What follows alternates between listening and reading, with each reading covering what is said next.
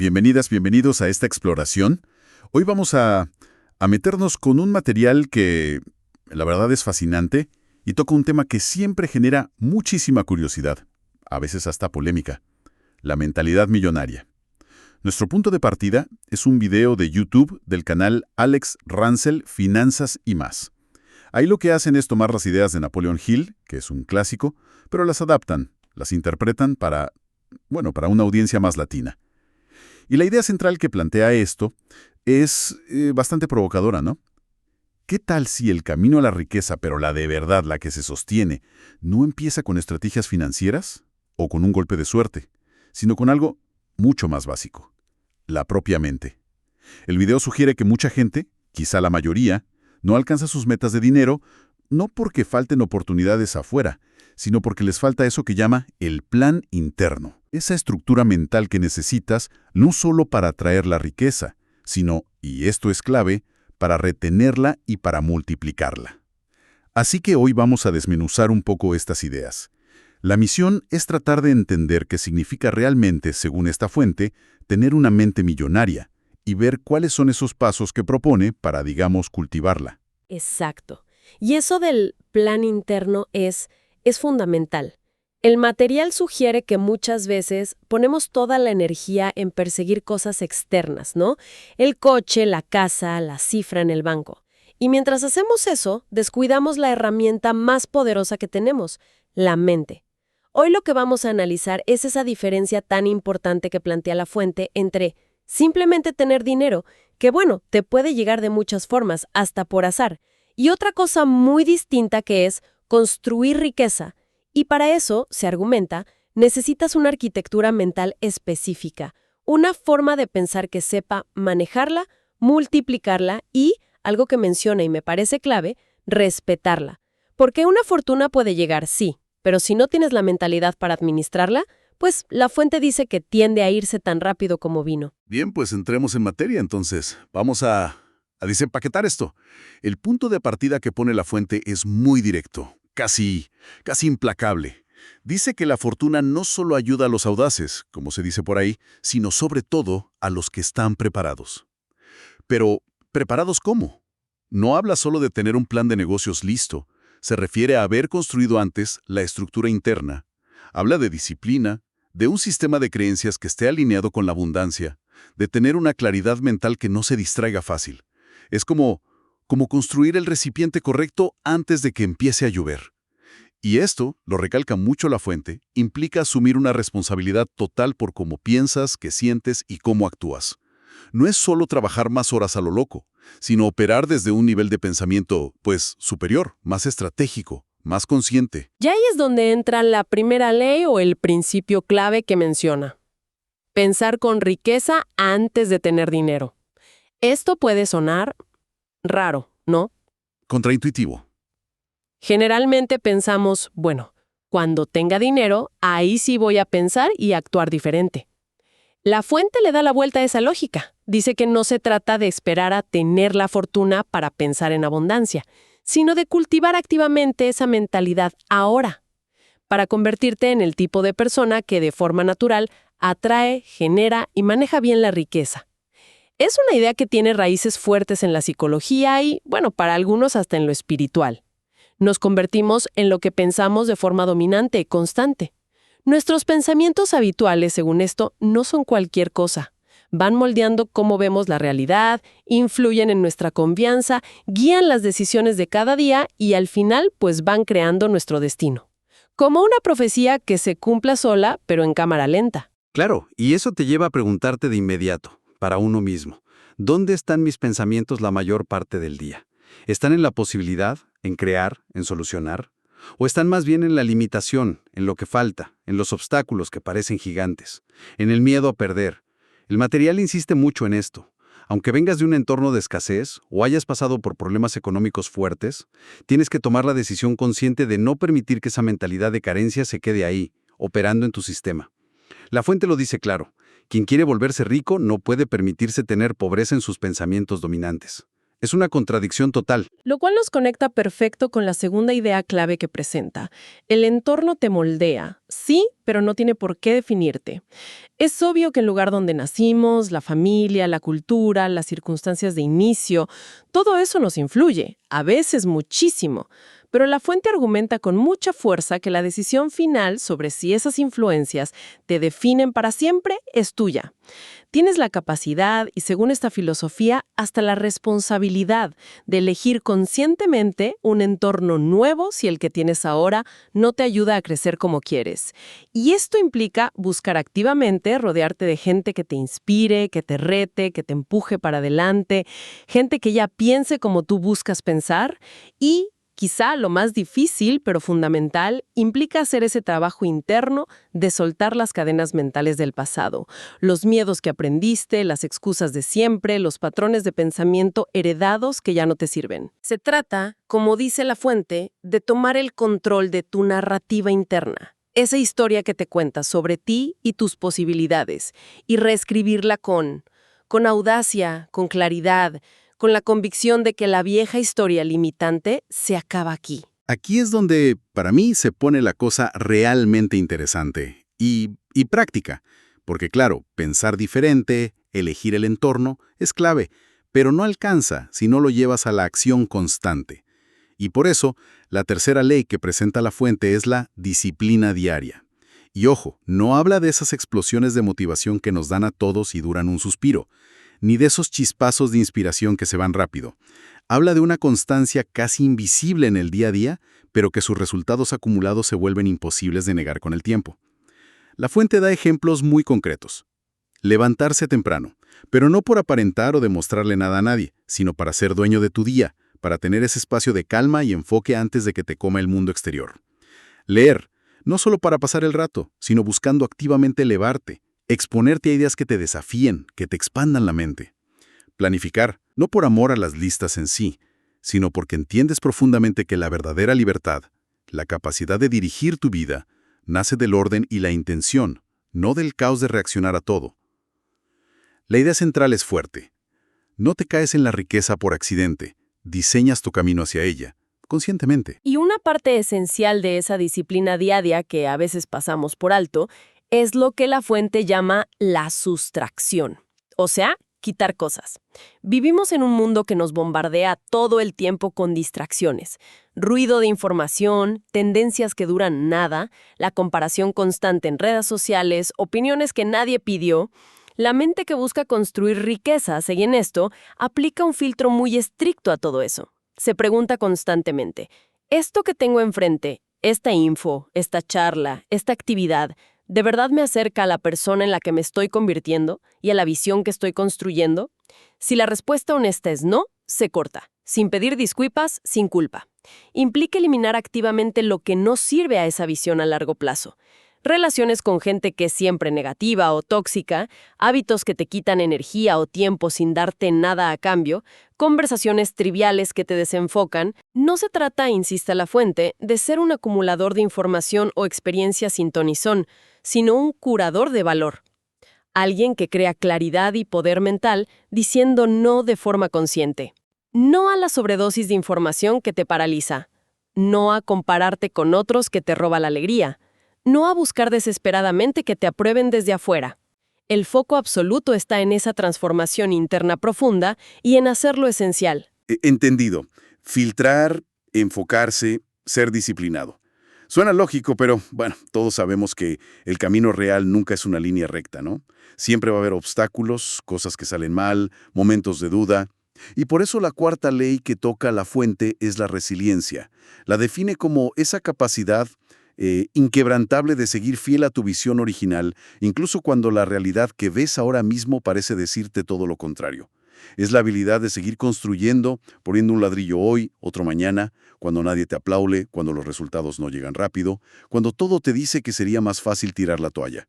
La fuente, de hecho, menciona como ejemplo la resiliencia del pueblo venezolano. Esa tenacidad frente a la adversidad extrema, esa capacidad de seguir a pesar de todo. Esta mentalidad, argumenta, no le tiene miedo al fracaso. De hecho, casi lo espera, Lo ve como parte normal del proceso de crecer. Y lo usa como una oportunidad valiosa para aprender, para ajustar la estrategia, para encontrar fallos en cómo piensas o en tu plan. Cada tropiezo, si lo ves así, no es un callejón sin salida, sino un escalón que, si lo analizas bien, te acerca un paso más a donde quieres llegar. Y fundamentalmente, esta resiliencia no es solo aguantar apretando los dientes. Se alimenta, según la fuente, de algo más profundo: la capacidad de manejar conscientemente tu propio estado interno, sin importar lo que pase afuera. Se trata de operar basándote en estándares que tú te pones, en principios que elegiste, no en cómo te sientes ese día o si estás de buen o mal humor. Es la decisión de presentarte y hacer el trabajo aunque sea difícil, aunque no tengas ganas. Es mantener la calma y la claridad mental en medio del caos o la presión. Es la determinación de terminar lo que empezaste, aunque te tiente dejarlo a medias. Cada hora del día, cada decisión, se ve como una inversión. No solo de dinero, sino una inversión en construir impulso, en fortalecer ese músculo de la disciplina, en prepararte constantemente para cuando llegue la oportunidad. La fuente recalca que los resultados que buscas afuera se ganan primero en esa batalla interna de la mente y las emociones. Eso que mencionas de manejar el estado interno y no dejarte llevar por las circunstancias, conecta perfecto con la quinta ley que presenta la fuente: dirección sobre distracción. Señala algo que seguro vemos todos los días. La mayoría de la gente vive en un estado de respuesta casi continua a cosas externas. Reaccionan a las notificaciones del celular, a los correos urgentes o que parecen urgentes, a lo que piden o sienten los demás, a las noticias del momento. Su día, en gran parte, les pasa. La mentalidad millonaria que describe la fuente funciona de forma radicalmente distinta. Crea dirección. No responde pasivamente, lidera activamente. Su día no le pasa, lo dirige con intención. Este enfoque proactivo, argumenta, te permite lograr mucho más, pero no necesariamente porque trabajes más horas o uses trucos de productividad. El mayor logro viene de un poder interior que has cultivado a propósito. El dominio sobre tus propios impulsos, la capacidad de mantener la calma y la perspectiva bajo presión, la búsqueda de un propósito interno que guía lo que haces, en lugar de esperar permiso o validación de afuera para actuar. Y es crucial entender que este poder interior, esta capacidad de dirigir en vez de reaccionar, no es algo con lo que naces o que aparece de la nada. Se construye, ladrillo a ladrillo, pensamiento a pensamiento, hábito diario a hábito diario. Mientras otros quizás se quejan de las circunstancias, la mentalidad que describe la fuente está ocupada construyendo soluciones o alternativas. Mientras otros reaccionan con emoción a los eventos, esta mentalidad analiza y refina su estrategia. Mientras otros se distraen con lo superficial o lo urgente pero no importante, esta mentalidad estudia, aprende, profundiza. Mientras otros andan sin rumbo claro, esta mentalidad dirige sus recursos, tiempo, energía, atención, hacia sus metas definidas. La fuente sugiere que eventualmente, casi inevitablemente, el mundo externo empieza a reflejar esa coherencia y poder internos. Los resultados empiezan a alinearse con la creencia que has cultivado y mantenido. La persona que antes quizá parecía un poco obsesionada o poco razonable en su enfoque, ahora sus resultados hablan por sí solos. Llegamos así a la sexta ley o principio que menciona el material: resistencia o aguante, endurance. Y esto, aclara la fuente, va un paso más allá de la resiliencia ante problemas externos. Implica algo quizá más íntimo y difícil. Soportar la duda interna, esa vocecita que a veces te dice que no eres suficiente, que esto no va a funcionar, que mejor te rindas. Se trata de seguir adelante cuando el progreso parece invisible, cuando las recompensas de afuera todavía no llegan, cuando el camino se siente solitario. Es continuar no porque sea fácil o agradable en ese momento, sino porque rendirte simplemente ya no es una opción válida en el sistema operativo mental que has construido. Quien desarrolla este nivel de aguante, según la fuente, se vuelve, usa esta palabra, peligroso para sus propias limitaciones autoimpuestas.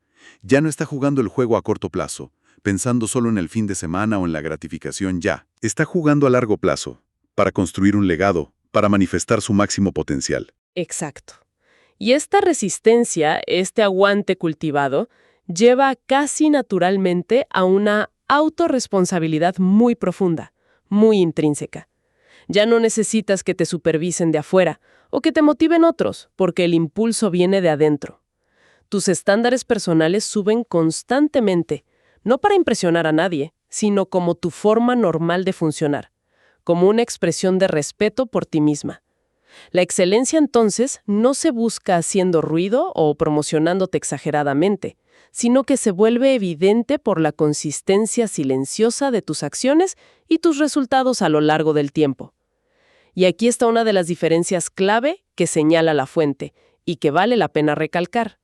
Todo este proceso no se trata de perseguir la riqueza desesperadamente, sino de convertirte en el tipo de persona que atrae la riqueza como una consecuencia natural de quién eres y cómo funcionas en el mundo. La diferencia fundamental está en la identidad. Quien persigue muchas veces actúa como si fuera imitando comportamientos de afuera sin tener la base adentro. Quien atrae simplemente es. La riqueza es un reflejo de esa identidad que construiste. Y con todo esto ya sobre la mesa, llegamos a lo que la fuente presenta como la realización final, quizá la conclusión más importante de todo este enfoque. La verdadera riqueza no es el dinero en sí, es la persona en la que te conviertes. El dinero, como bien sabemos por experiencia o por ver a otros, va y viene. Puedes ganarlo, perderlo, se devalúa, te lo pueden robar, puede desaparecer por una crisis económica. Pero la persona que ha hecho el trabajo interno, que ha construido esa mentalidad millonaria, que instaló los sistemas de pensamiento, que cultivó la claridad, que forjó el carácter, que recableó su mente para la abundancia y la resiliencia, esa persona, argumenta la fuente, tiene la capacidad de crear o atraer riqueza otra vez, aunque lo pierda todo materialmente. El activo más valioso no está en el banco, está entre las orejas. Por eso, el enfoque principal que propone este material no debe estar en acumular dinero porque sí, sino en convertirte en esa persona capaz de generarlo y manejarlo con sabiduría. Esto significa invertir tiempo, energía y recursos en tu propia mente como el activo más importante que tienes. Significa proteger tu atención como si fuera oro, como la moneda más valiosa en este mundo lleno de distracciones. Significa diseñar conscientemente tu entorno físico, social, de información como si fuera la oficina central de ese futuro próspero que estás construyendo. Y sobre todo significa ejecutar todos los días las acciones que van alineadas con esta visión, entendiendo que toda la visión depende, fundamentalmente, de en quién estás dispuesta a convertirte a través de ese proceso. A este nivel de compromiso, como sugiere la fuente, ya no hay espacio ni tiempo para la inconsistencia crónica, para dejarte influenciar por opiniones baratas o negativas, o para caer en la pereza mental. Actúas desde una certeza interna, una convicción fuerte, que no viene de la arrogancia, sino que te la has ganado a pulso con disciplina diaria y superando obstáculos. El material cierra con una idea que me parece muy potente y que da para pensar.